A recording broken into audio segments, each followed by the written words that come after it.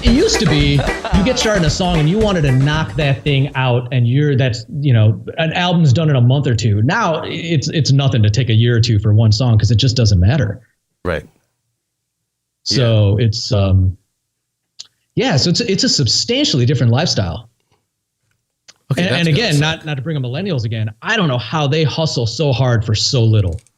Like, it's amazing. Like, I'll talk to millennial musicians. They'll be extremely excited that they made $600 on Spotify that month, right? And I'm like, but dude, like, whoa, like that means you need 3 jobs. You live in New York. Like, how are you paying rent, right? They share a closet. And in order to get that $600, they had to be complete geniuses on Instagram and Twitter and maybe Facebook still. But they had to and Snapchat, and they're probably putting in 80 hours a week.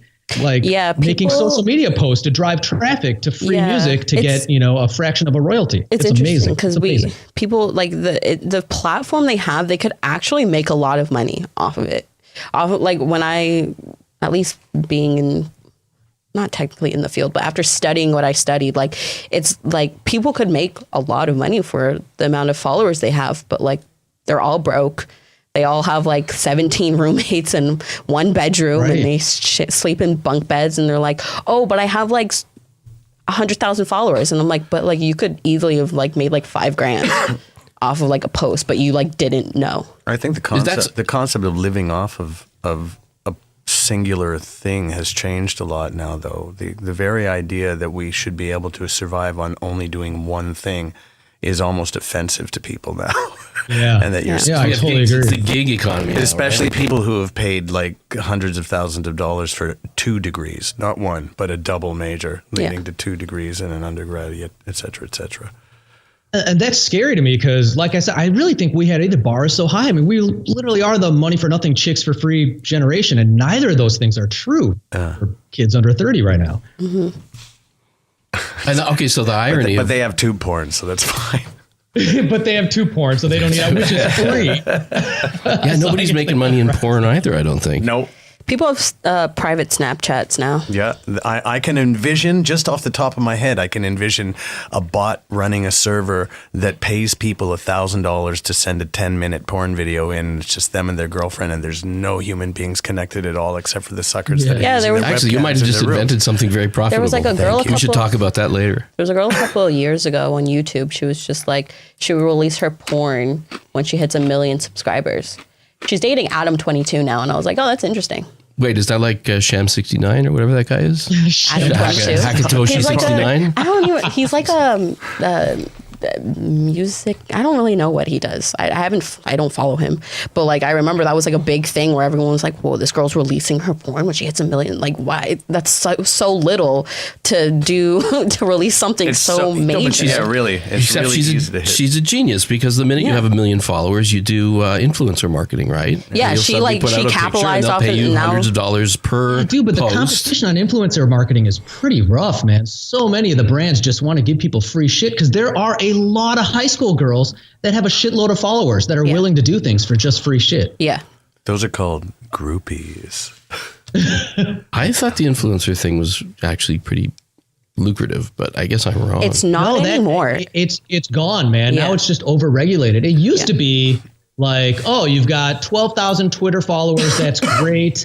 We'll give you such amount of money for a post. And now it's like, well, let's check your engagement and this and how's this. And then you have to, then they negotiate, well, so-and-so's got this engagement and this many followers for this engagement and this click-through rate. And they're willing to do this for a free bottle of water. Yeah. Right. Like it's. And the difference now, I mean, the difference of the influencers today to what they were when they were first influential is like the difference between Paris Hilton before and after jail. It's just a different person, and they've had experiences. Yeah, it's crazy. Also, because like you can buy followers now, it's so easy. So people actually don't have the engagement that it looks like they should have. And like here, at least I don't know if in the States you can still see people's like numbers on their pictures or stuff like that, but at least here in Canada, like you can't. They got rid of that. They were talking about it here and they were testing it out. Apparently it's still being tested here, I think, but like you can't, like, unless you're the actual owner of the page, no one can see how many likes you got on a picture, which I mean is fine. 'Cause like when you're sending it to whoever is sponsoring you or stuff like that, you have to send them like all your information. Right, you have to send them analytics anyway, right? So yeah. But like where I interned for a little bit, like they have a backend server that can see everything, like everyone's engagement on every page and all of that stuff. And it was just weird to see that people who have like millions and millions of followers have like 0.1 like likes. And I'm like, wow, okay. And they have this lavish lifestyle, and it's like I probably have a higher engagement rate with a lower follower count. It's crazy. Yeah, that is crazy. They they'll do anything for like $200. Well, hell, there's girls downtown will do anything for $200 too. You know? Yeah, but these girls will post it on Instagram.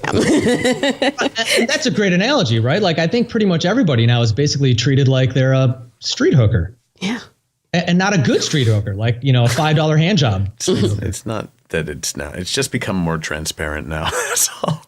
Like unless You you're guys are like really bumming me out. I had these like dreams of, putting out podcasts and Instagram. well, no, shit podcasts are different. Like podcasts do get. Earl's been putting out for Podcasts are years. networks, so you sign Yeah. up with an agency and they'll fill your ad rate. But like, But I don't think they're great CPMs. I don't think it's, It is huge. The CPMs are great. So in the States, they're getting like $50 per 1,000 downloads that's for a fantastic. podcast, That's great. which compared to any other medium is like way, way up Yeah. there. I don't know how That's long it'll last, mind you. And they're paying, the sad thing is famous hosts who bring massive followings with them are getting insane paychecks for doing So Conan, who does that, what's it called? What's Conan's? Something lonely? Talk Chatter. Conan Needs a Friend or something? He used to Which do is the not other bad. one, though. There was the older one that he did, the Jibber Jabber. That was a really good one. He just signed a 7-figure contract to host a podcast. He deserves it. Yeah, he's good. It's a good show. It's a good it's show. also Conan. So. Right, it's Conan. And he brings with him That's X great, but million that's a people. good sign. but- That clearly means they're Yeah. either monetizing it now or intend to at that level. Yeah, I actually had one guy write in and tell me he'd pay me $25 if I'd stop. To another dimension. Pay close attention. Today's show is brought to you by Ritalin. The more you take, the less you care. And by the letters P, T, S, and D, and the number pi.